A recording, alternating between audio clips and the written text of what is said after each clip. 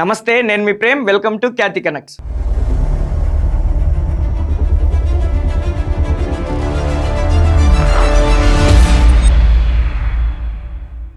Greater Hyderabad ఎన్నికల schedule ప్రకటించక ముందే భాగ్యనగరంలో గులాబీ దళం యుద్ధానికి సై అంటుంది. క్యాడర్ ను క్షేత్రస్థాయిలో అలర్ట్ చేస్తూ వ్యూహాలకు పదును పెడుతూ బీఆర్ఎస్ వర్కింగ్ ప్రెసిడెంట్ కేటీఆర్ దూకుడు పెంచారు. ఒకవైపు బూత్ స్థాయి కమిటీల పునర్వ్యవస్థీకరణ, మరోవైపు ఓటర్ల జాబితాపై ప్రత్యేక ఫోకస్ ఇప్పుడు తెలంగాణ రాజకీయ వర్గాల్లో హాట్ టాపిక్ గా మారింది. హైదరాబాద్ మహానగరాన్ని మరోసారి గులాబీ కోటగా మార్చాలని బీఆర్ఎస్ పక్కా ప్లాన్ సిద్ధం చేసింది. ఈ గ్రేటర్ సమరాన్ని రాబోయే అసెంబ్లీ ఎన్నికలకు సెమీఫైనల్ గా భావిస్తున్నారా? ప్రస్తుత ప్రభుత్వంపై పెరుగుతున్న ప్రజా అసంతృప్తినే కారు పార్టీ ప్రధానాస్త్రంగా మార్చుకోబోతుందా? అసలు గ్రేటర్ విభజన వెనుక ఉన్న అసలు రాజకీయం ఏంటి? ఇంతకీ హైదరాబాద్ ఓటర్ తీర్పు ఎటువైపు ఉండనుంది అనేది ఇవాల్టి పాయింట్ ఆఫ్ వ్యూలో చూద్దాం.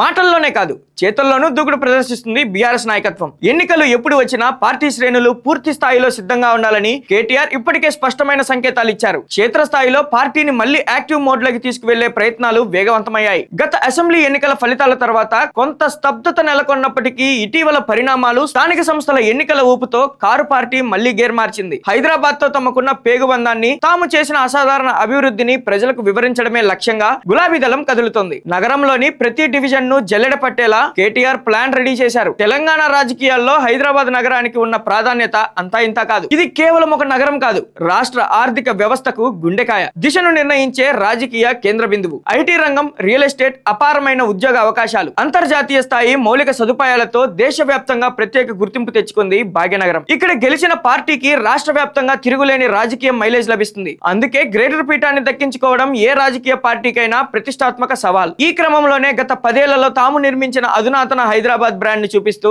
మరోసారి ఇక్కడ గులాబీ జెండాను ఎగరవేయాలని బీఆర్ఎస్ గట్టి పట్టుదలతో ఉంది. అయితే ఈసారి గ్రేటర్ పోరు పాత పద్ధతిలో జరగడం లేదు. ఇటీవల తెలంగాణ ప్రభుత్వం greater Hyderabad municipal corporation GHMC ను 3 భాగాలుగా విభజించారు. దీంతో 1 greater Hyderabad municipal corporation, 2 Malkajgiri municipal corporation, 3 Cyberabad municipal corporation. ఈ 3 భాగాల విభజన వెనుక పక్కా రాజకీయ వ్యూహాలు ఉన్నాయని ప్రతిపక్షాలు గట్టిగా ఆరోపిస్తున్నాయి. కానీ ఈ పరిణామాన్ని బీఆర్ఎస్ రాజకీయ అవకాశంగా మలుచుకోవాలని చూస్తుంది. విభజన ద్వారా ఏ ప్రాంతానికి ఆ ప్రాంతం కార్పొరేషన్లుగా మారినా ఐటీ జోన్ ఉన్న సైబరాబాద్ లోను, మధ్యతరగతి ప్రాంతాలు ఎక్కువగా ఉండే మల్కాజ్గిరిలోను తమ పట్టును నిరూపించుకోవాలని కేటీఆర్ వ్యూహాలు రచిస్తున్నారు. హైదరాబాద్ నగర అభివృద్ధి విషయంలో ప్రజల్లో ఇంకా తమ పార్టీపై బలమైన సానుకూల భావన ఉందని బీఆర్ఎస్ అధినాయకత్వం బలంగా నమ్ముతుంది. గత 10 ఏళ్ల తమ హయాంలో జరిగిన అభివృద్ధి పనులను మళ్లీ ప్రజల్లోకి తీసుకెళ్లడమే వీరి ప్రధాన వ్యూహంగా కనిపిస్తుంది. ప్రధానంగా ఔటర్ రింగ్ రోడ్ తో పాటు అండర్ పాస్లు, ఎస్ఆర్డిపి కింద నిర్మించిన అంతర్జాతీయ స్థాయి ఫ్లైఓవర్లు, ఐటీ కారిడార్ విస్తరణ మరియు మెట్రో కనెక్టివిటీ, చెరువుల పునరుద్ధరణ,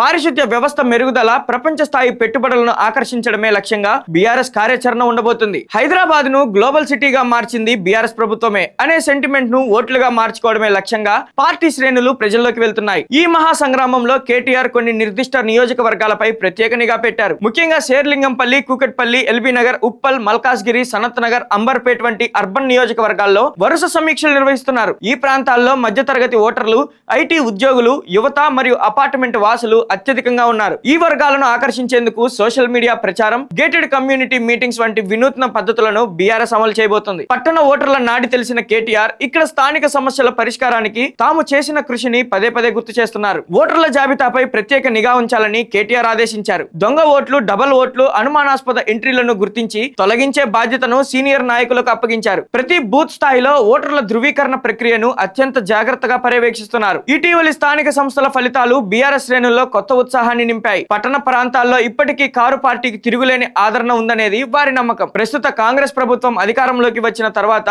ప్రజల్లో, ముఖ్యంగా నగర వాసుల్లో కొన్ని అంశాలపై అసంతృప్తి పెరుగుతోందని బీఆర్ఎస్ అంచనా వేస్తోంది. గ్రేటర్ ఎన్నికలు కేవలం స్థానిక సంస్థల ఎన్నికలు మాత్రమే కావు. ఇది 2028 తెలంగాణ అసెంబ్లీ ఎన్నికలకు అసలైన సెమీఫైనల్ గా బీఆర్ఎస్ భావిస్తుంది. ఇక్కడ గెలిస్తే రాష్ట్ర వ్యాప్తంగా మళ్లీ పుంజుకోవచ్చు అనేది బీఆర్ఎస్ వ్యూహం. అయితే అధికార కాంగ్రెస్ పార్టీ కూడా దీన్ని ప్రతిష్టాత్మకంగా తీసుకుంటుంది. ప్రభుత్వ పగ్గాలు తమ చేతిలో ఉండటంతో నగర అభివృద్ధికి తాము చేస్తున్న కొత్త ప్లాన్లు, సంక్షేమ పథకాలను ప్రజల్లోకి తీసుకెళ్తుంది. మరోవైపు బీజేపీ సైతం హైదరాబాద్ లో తన పట్టును నిరూపించుకోవాలని చూస్తుంది. ముఖ్యంగా పాత బస్తీ పరిసరాలు, హిందుత్వ సెంటిమెంట్, జాతీయ అంశాల ఆధారంగా నగర ఓటర్లను ఆకర్షించే ప్రయత్నం చేస్తుంది. దీనితో గ్రేటర్ పోరు బీఆర్ఎస్, కాంగ్రెస్, బీజేపీల మధ్య ఉత్కంఠభరితమైన త్రిముఖ పోటీగా మారబోతుంది. గత ఎన్నికల్లో హైదరాబాద్ నగరం బీఆర్ఎస్ పార్టీకి ఒక కంచుకోటగా నిలిచింది. ఇప్పుడు అదే ఆధిపత్యాన్ని కాపాడుకోవడానికి గులాబీ దళం సర్వశక్తులు ఒడ్డుతుంది. ఇందుకోసం నియోజకవర్గాల వారీగా సమీక్షలు, సోషల్ మీడియా క్యాంపెయిన్లు, యువతతో కనెక్ట్ అవ్వడం లాంటి అన్ని మార్గాలను వాడుకుంటుంది. ఇప్పుడు తెలంగాణ రాజకీయ వర్గాల్లో ఒక్కటే ఉత్కంఠ. గ్రేటర్ హైదరాబాద్ పై మళ్ళీ గులాబీ జెండా ఎగురుతుందా,